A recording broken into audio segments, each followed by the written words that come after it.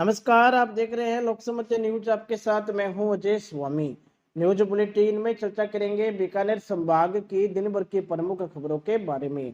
खबरों की अपडेट के लिए जुड़े रहे लोक समाचार न्यूज चैनल के साथ। चैनल को सब्सक्राइब करें, साथ ही बेल आइकन को जरूर दबाएं ताकि खबरों की पल पल की अपडेट आपको मिलती रहे। शुरुआत करेंगे खबरों की।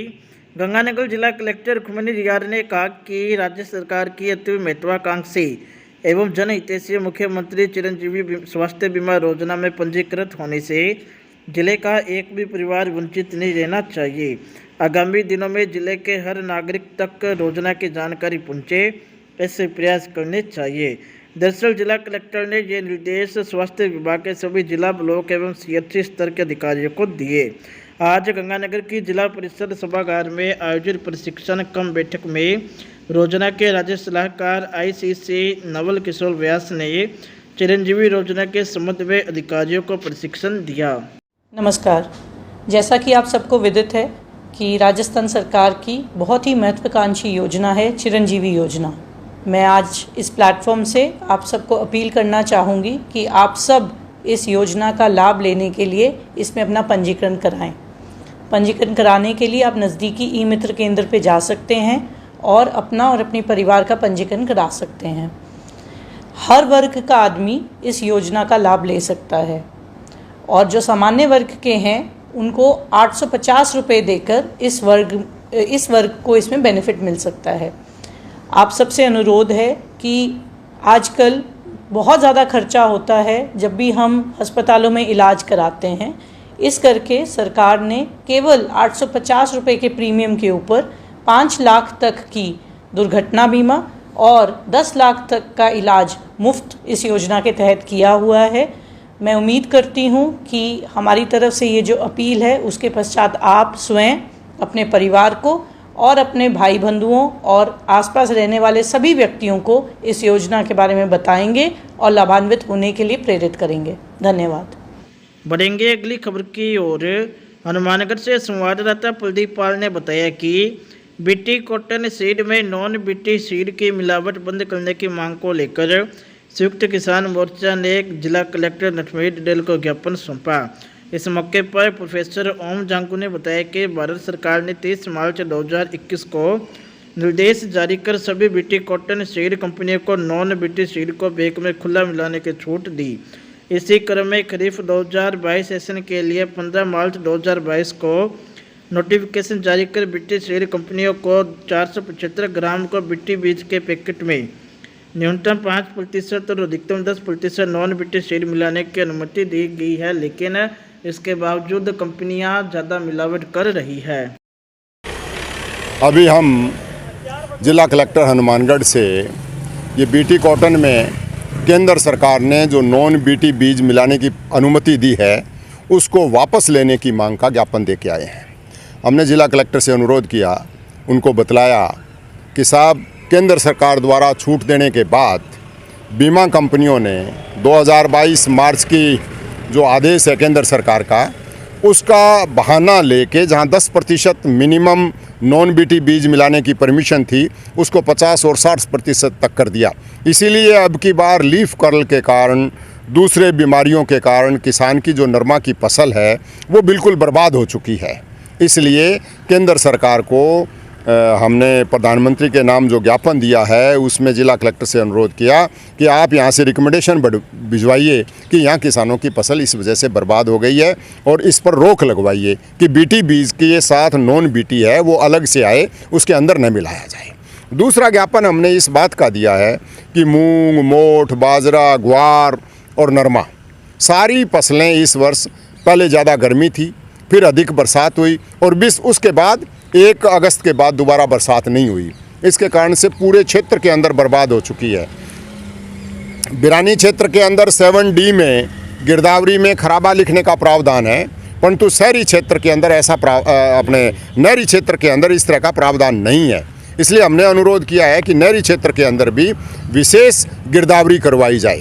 हमको जिला कलेक्टर ने गिरदावरी के संबंध में तो आश्वस्त किया है कि हम जल्द से जल्द विशेष गिरदावरी की अनुमति लेके और पूरे नहरी क्षेत्र के अंदर फसल के खराबे की गिरदावरी करवाएंगे और केंद्र सरकार को पत्र लिखने की भी बात कही है।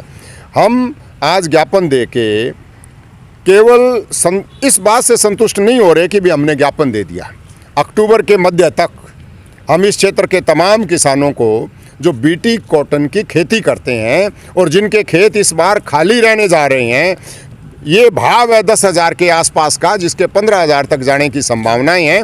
उनकी आर्थिक स्थिति जो सुधरने की बात आई थी कि कपास है वो किसान की आर्थिक स्थिति में सुधार लाएगी, उसमें जिस तरीके से बीटी बीज ने टांग अड़ाई है, बीटी कंपनियों ने जिस तरह से किसानों के साथ लूट मचाई है, उसके खिलाफ पूरे ज़िले के अंदर अभियान चला के अक्टूबर के मध्य तक इसी कलेक्ट्रेट के ऊपर इस आदेश को, जिसके तहत बीटी बीज को बीटी बीज के अंदर नॉन बीटी बीज को मिलवाया है, उसको वापस लेने की मांग पर यहाँ पर आंदोलन की शुरुआत करेंगे। और जब तक केंद्र सरकार इस आदेश को वापस नहीं लेगी, हम शांति से नहीं बैठेंगे, किसानी के संघर्ष को मजबूत करेंगे। बढ़ेंगे अगली खबर की ओर।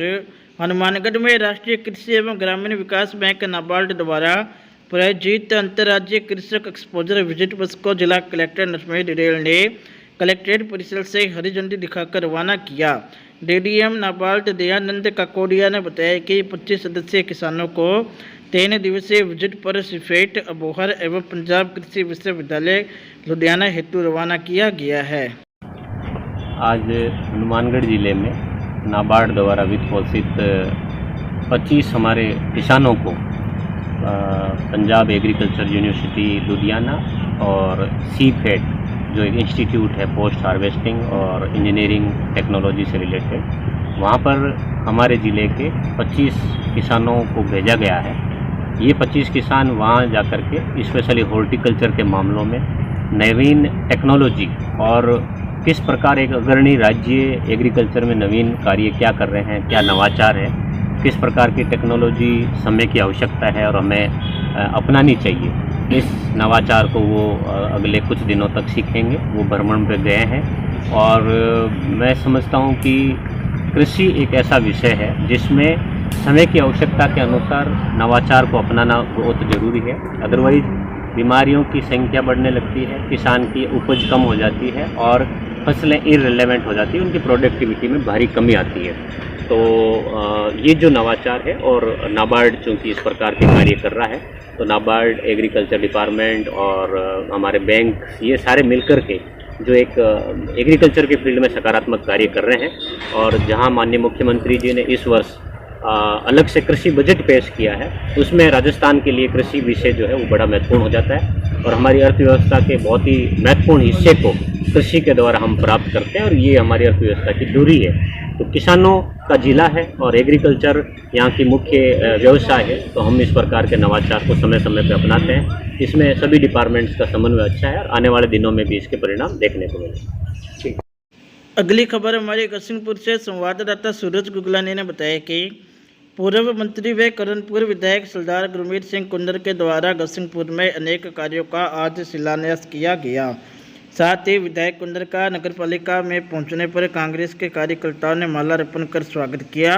इस मौके पर विधायक गुरमीत सिंह कुंदर ने दानक धर्मशाला से कमल मेहरा के गल तक, शिव मंदिर से चेतराम के गल तक सीसी रोड, गौरव फिलिंग स्टेशन से इलेक्ट्रिक सिटी बोर्ड तक सीसी रोड, राजकीय प्राथमिक विद्यालय वार्ड नंबर 1 की 4 दीवारी का शिलान्यास किया।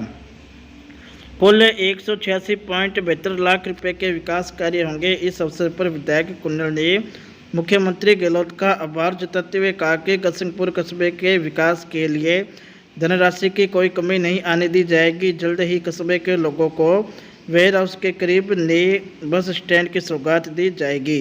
इस मौके पर नगरपालिका अध्यक्ष तुमकोर सिंह, उपाध्यक्ष ताराचंद, रियो, अरविंद खन्ना सहित बड़ी संख्या में पार्षदगण, नगरपालिका के कर्मचारी एवं गणमान्य नागरिक उपस्थित रहे। बढ़ेंगे अगली खबर की ओर। श्री गंगानगर के महाराजा गंगा सिंह स्टेडियम में ब्लॉक स्तरीय ग्रामीण ओलंपिक खेलों का मुकाबला आज दूसरे दिन भी जारी रहा। इस दौरान खिलाड़ियों ने खो-खो में शानदार प्रदर्शन करते हुए अपना दमखम दिखाया।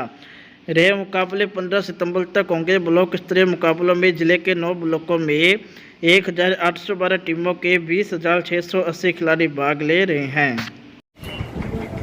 राजस्थान राजीव गांधी ग्रामीण ओलंपिक खेल के अंतर्गत गंगा सिंह स्टेडियम में जो खेल हो रहे हैं उनमें टोटल जो पार्टिसिपेंट्स है 2802 खिलाड़ी है, 2802 खिलाड़ी हैं और टोटल 246 टीम्स है, जिसमें कबड्डी मेल्स की है 53 और फीमेल की 23 टीम्स है। खो खो में 49 टीम है जो सिर्फ महिला खिलाड़ियों की है, और टेनिस बॉल क्रिकेट में 44 मेल की है और 5 टीम जो है फीमेल्स की है। हॉकी में 6 टीमें तो है मेल की और 4 टीमें हैं फीमेल की। वॉलीबॉल में 27 टीमें पुरुषों की और 8 टीमें महिलाओं की है। शूटिंग वॉलीबॉल में 27 टीम्स है जो कि सिर्फ पुरुष खिलाड़ियों की है। टोटल 157 मेल की टीमें हैं और 89 जो है फीमेल टीम्स, टोटल 46। कब तक चलेंगे गेम ये गेम जो है 14 तारीख तक चलेंगे, 15 तारीख को इनका समापन होगा। इसके बाद जो टीमें जीतेंगी, जो इन खेलों में जो विजेता होंगे उन वो आगे जिला स्तर पर खेलेंगे।